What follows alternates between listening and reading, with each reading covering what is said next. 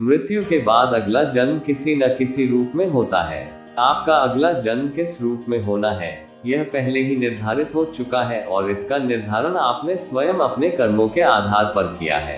धर्म शास्त्रों के अनुसार इस संसार में मनुष्य योनि में हमारा जन्म हमारे कर्मों के आधार पर ही हुआ है और हमारा अगला जन्म भी कर्मों के आधार पर ही होगा।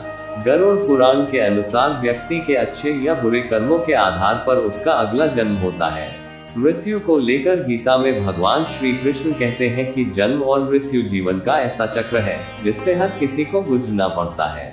इसलिए संसार में जिसने जन्म लिया है उसकी मृत्यु भी निश्चित है और यह अटल सत्य है। गीता में यह भी कहा गया है कि मृत्यु के बाद केवल शरीर नष्ट होता है, आत्मा नहीं। आत्मा पुराने शरीर को छोड़कर नए शरीर को धारण करती है। गरुड़ पुराण में कुल 84 लाख योनियों के बारे में बताया गया है। इसमें मनुष्य योनि को सबसे श्रेष्ठ योनि माना गया है। गरुड़ पुराण में कर्मों के आधार पर जन्म लेने वाले योनि के बारे में बताया गया है, यानी मृत्यु के बाद आपका जन्म किस योनि में होगा यह पहले से ही निर्धारित है। क्योंकि आप अपने जीवन में जिस तरह का कर्म करेंगे मृत्यु पश्चात उसी के आधार पर आपका अगला जन्म भी होगा।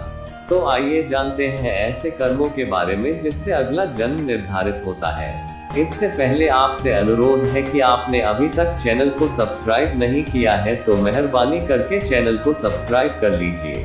पहला कर्म, धर्म का अपमान करने वाले।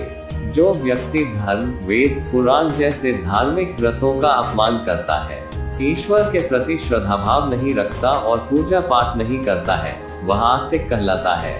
गरुड़ पुराण के अनुसार ऐसे लोगों का अगला जन्म श्रान यानी कुत्ते के रूप में होता है। दूसरा कर्म, मित्र के साथ छल करने वाले। दुनिया में मित्रता का रिश्ता सबसे खूबसूरत होता है, लेकिन कुछ लोग मित्र के रूप में शत्रु बने रहते हैं। गरुड़ पुराण के अनुसार ऐसे लोग जो मित्रों के साथ शत्रु बनकर छल करते हैं उनका अगला जन्म गिद्ध के रूप में होता है।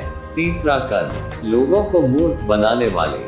कुछ लोग चालाक और होशियार होते हैं। अपनी चालाकी से जो लोग दूसरों को मूर्ख बनाकर उनका लाभ उठा लेते हैं या काम निकलवा लेते हैं, ऐसे लोगों को मरने के बाद नरक में स्थान मिलता है। साथ ही ऐसे लोग अगले जन्म में उल्लू के रूप में जन्म लेते हैं। चौथा, गाली गलौज करने वाले। कहा जाता है कि कंठ में मां सरस्वती वास करती है, इसलिए जिन लोगों की वाणी में मधुरता नहीं होती और जो दूसरों को बुरा भला कहते हैं या हमेशा गाली गलौज करते हैं उनका अगला जन्म बकरे के रूप में होता है।